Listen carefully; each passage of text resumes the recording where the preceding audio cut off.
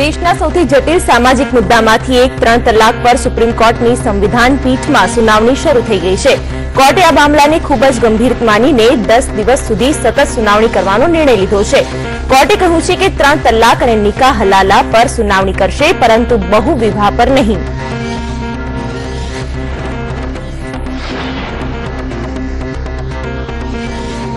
વારાણસીની મુસ્લિમ મહિલાઓએ પોતાની તરફેણમાં નિર્ણય આવે તે માટે દુઆઓનો અનોખો રસ્તો શોધી કાઢ્યો છે।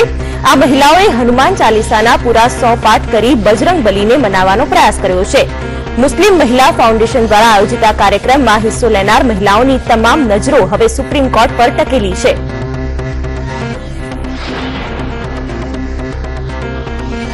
બુધવારે રાતે પાકિસ્તાન દ્વારા એલઓસી નજીક નૌશેરા સેક્ટરના શેર મકરી વિસ્તારમાં ફાયરિંગ કરવામાં આવ્યું છે, જેમાં એક મહિલાનું મોત નીપજ્યું છે, જ્યારે અન્ય એક વ્યક્તિ ઘાયલ થયો છે। રાજૌરીમાં પાકિસ્તાની સેનાએ 82mm અને 120mm મોર્ટારથી મારો કર્યો છે। ભારતીય સેના દ્વારા પાકિસ્તાનની ગોળીબારીનો જડબાતોડ જવાબ આપવામાં આવી રહ્યો છે।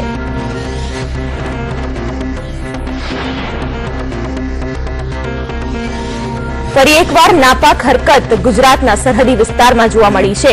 કચ્છ જિલ્લાના કેટલાક ગામડાઓમાં પાકિસ્તાનની મોબાઈલ કંપનીના નેટવર્ક પકડાતા લોકો ચોંકી ઉઠ્યા।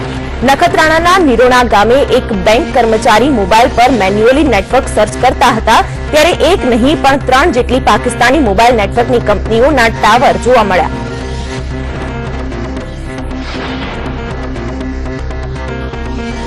ઉત્તર પ્રદેશની હાર બાદ રઘવાયા બનેલા અખિલેશ યાદવ વાણી વિવેક ગુમાવી ચૂક્યા છે। અખિલેશે ગુજરાત અને ગુજરાતીઓની દેશદાઝ પર મોટા પ્રશ્નો ઉઠાવતા કહ્યું છે કે શા માટે ગુજરાતનો કોઈ પણ જવાન શહીદ થતો નથી।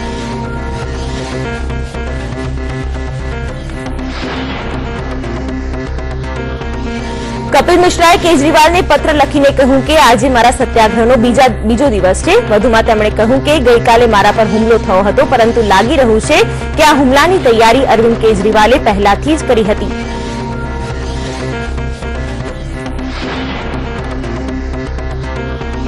પ્રધાનમંત્રી નરેન્દ્ર મોદી આજથી 2 દિવસની શ્રીલંકાના પ્રવાસે છે। શ્રીલંકામાં યોજાનાર સૌથી મોટા બૌદ્ધ મહોત્સવ વૈશાખ દિવસમાં પીએમ મોદી હાજરી આપશે। કોલંબોમાં 12 થી 14 મે સુધી આંતરરાષ્ટ્રીય વૈશાખનું આયોજન થયું છે, જેમાં 100 થી વધુ દેશના 400 થી વધુ પ્રતિનિધિઓ જોડાશે।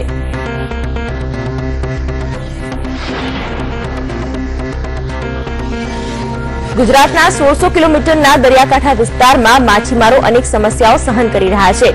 પોરબંદરની વાત કરીએ તો અહીંના માછીમારો અરબી સમુદ્રમાં ફિશિંગ કરી રોજીરોટી રડે છે, ત્યારે વારંવાર અહીંની બોટોનું પાકિસ્તાન મરીન દ્વારા અપહરણ થાય છે।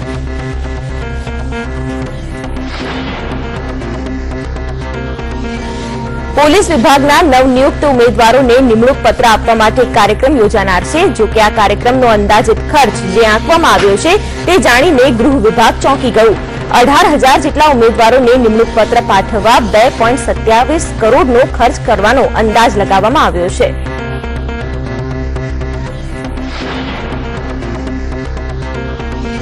શાળાઓમાં સેમેસ્ટર પ્રથા રદ થયા બાદ હવે ઉચ્ચ શિક્ષણમાં સેમેસ્ટર પ્રથા રદ કરવાની માંગ પ્રબળ બની છે। અખિલ ભારતીય વિદ્યાર્થી પરિષદે સેમેસ્ટર પદ્ધતિને રદ કરવા માટે વિરોધ દર્શાવ્યો છે, જેને લઈને આગામી દિવસોમાં રાજ્યભરમાં વિરોધ કરી ઉચ્ચ કક્ષાએ રજૂઆત કરાશે।